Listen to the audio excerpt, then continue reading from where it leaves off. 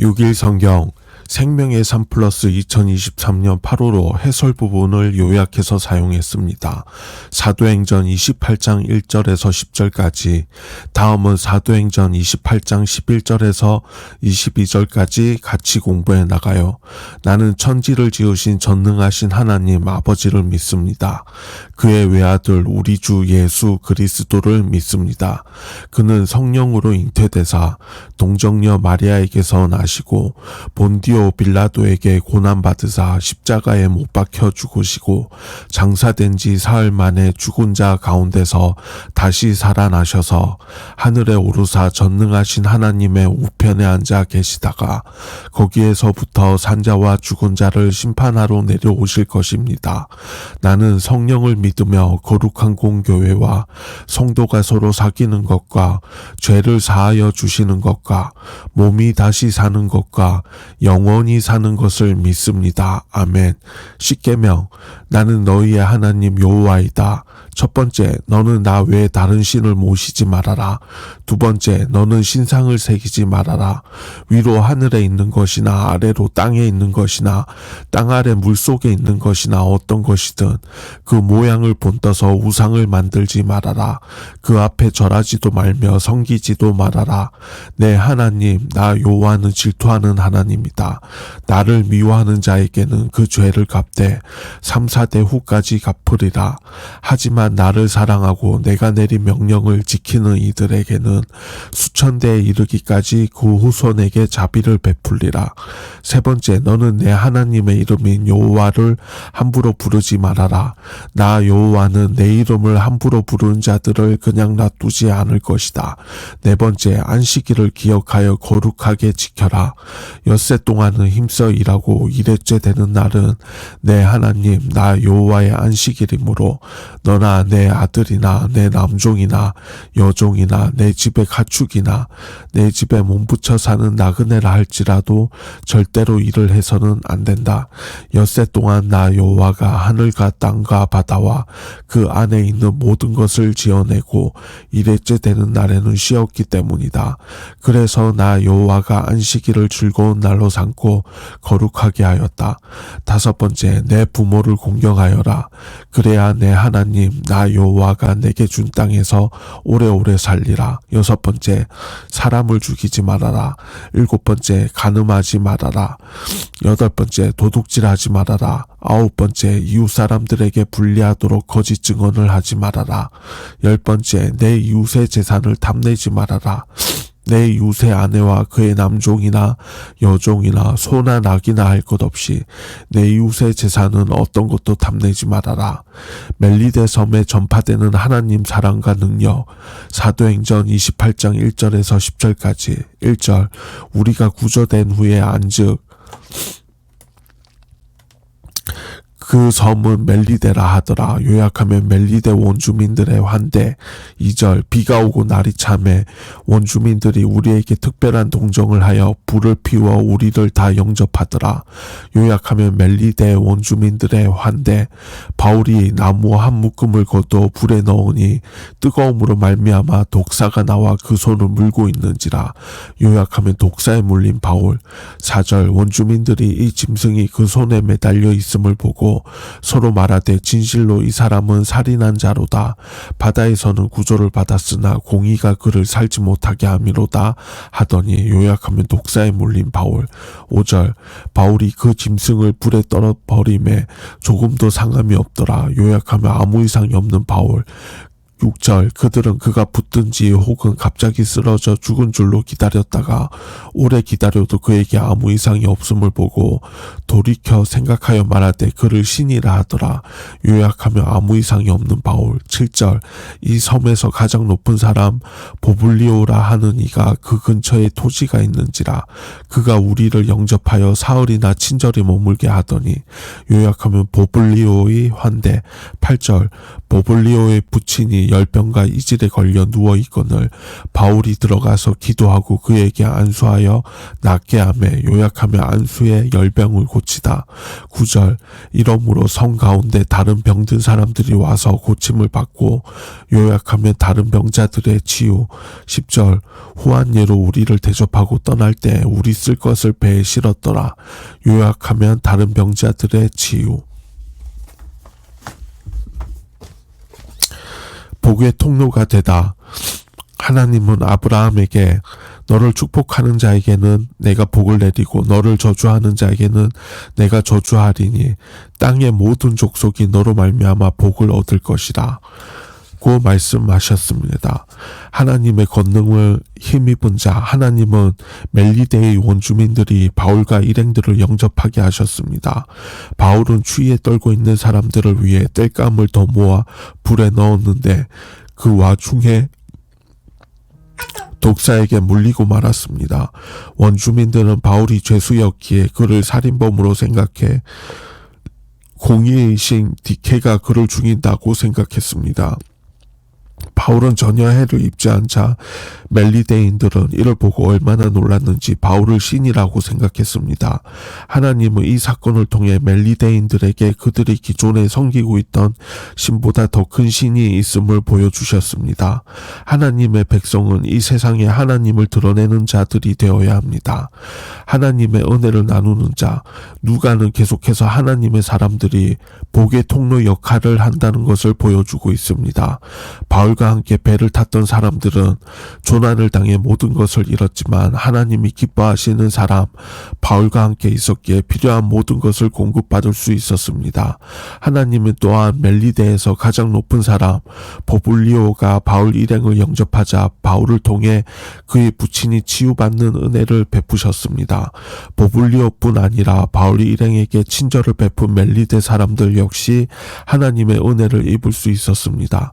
또한 이를 통해 바울과 함께 배를 탔던 모든 사람도 은혜를 입었습니다. 멜리데 사람들은 바울을 통해 병고침을 받은 후에 모두에게 후히 베풀며 떠날 배와 항해 중에 쓸 것을 마련해 주기까지 했습니다. 유대인들은 자기들이 하나님의 백성이라 자부했지만 복음 전도자들을 박해하고 복음을 거부했기에 결국 하나님으로부터 버림을 받았습니다. 우리가 세상에 보냄을 받은 이유는 하나님의 복과 은혜를 전하고 나누기 위함입니다. 그저 나만 하나님 잘 믿고 구원받으면 된다는 태도는 사실 하나님께 버림받은 유대인들의 태도와 다를 바가 없습니다. 하나님의 백성은 세상의 모든 족속에게 하나님의 복을 전하라는 사명을 가지고 있습니다. 우리를 받아들이고 영접하는 자는 복을 얻을 것이고 거부하는 자는 저주를 당할 것입니다. 예수님이 약속하신 전도자의 표적들, 전도자는 성령의 역사를 통해 하나님의 능력과 복음이 진리임을 증거해야 한다. 성경에서 선지자나 복음 전도자들을 통해 나타나는 표적과 기사는 그들의 배후에 전능하신 하나님이 계심의 증거입니다. 뱀과 독의 해를 극복함. 그때 바울이 나무 한 묶음을 불에 넣었는데 뱀이 나와 그의 손을 물었습니다. 원주민들은 바울이 그런 징벌을 받는 것을 보니 살인한 자가 틀림없다고 생각했습니다. 그런데 바울이 죽지 않자 그들은 바울이 신으로 추앙합니다. 독이 있는 뱀에게 물렸으면 죽거나 아픈 것이 자연스러운 일인데 아무 일도 일어나지 않고 멀쩡하니 사람이 아니라고 생각했던 것입니다. 이는 예수님이 제자들에게 약속하셨던 표적입니다. 예수님은 뱀을 집어 올리며 무슨 독을 마실지라도 해를 받지 아니하며라며 약속하셨습니다. 예수님은 광야에서 이스라엘 백성이 불뱀에 물려 죽게 되었을 때 모세가 하나님의 명령을 따라 놋뱀을 만들어 높이 든 것 같이 당신도 들려야 한다고 말씀하시므로 십자가에 달리시는 당신을 장대에 달린 놋뱀에 비유하기도 하셨습니다. 예수님이 공생의 사역에서 많은 표적을 행하시면서 하나님의 말씀을 전하셨던 것처럼 제자들에게도 복음을 전하면서 하나님의 능력을 체험할 것을 약속하셨던 것입니다. 예수님의 약속대로 바울은 뱀에게 물렸으나 아무 해도 입지 않았고 하나님의 영광을 나타냈습니다. 병치유의 표적 바울 일행은 멜리데 섬에서 가장 높은 사람 보블리오의 집에서 사흘간 머물렀습니다. 그때 바울은 열병과 이질로 누워있는 보블리오의 부친에게 안수해 그 병을 치유합니다. 그 사건을 계기로 멜리데 섬에 있는 다른 병자들이 바울에게 와서 고침을 받습니다. 바울은 그들의 질병을 치유하면서 예수 그리스도의 십자가 복음을 증거했을 것입니다. 병으로 죽게 되었던 사람들을 치유해 새 삶을 누리게 해주는 표적은 영원한 죽음에 처한 죄인이 영생을 얻게 하는 예수 그리스도의 복음을 교훈하기에 안성맞춤이었습니다. 구약의 선지자들로부터 예수님과 제자들에 이르기까지 질병 치유의 표적은 사람들에게 하나님 나라와 구원을 확신하게 하는 표적이 됩니다. 멜리데 섬 사람들이 바울 일행을 대접했고 그들이 쓸 것을 배에 실었다는 것을 보면 바울이 행한 치유의 표적은 멜리데 섬 사람들의 마음을 열게 했고 바울이 전하는 복음을 받아들이고 예수님을 믿게 되는데 긍정적인 영향을 끼쳤을 것이 분명합니다. 살아난 자, 살리는 자, 죽음의 문턱에서 극적으로 살아난 경험을 한 사람은 생명의 소중함을 누구보다 잘 압니다.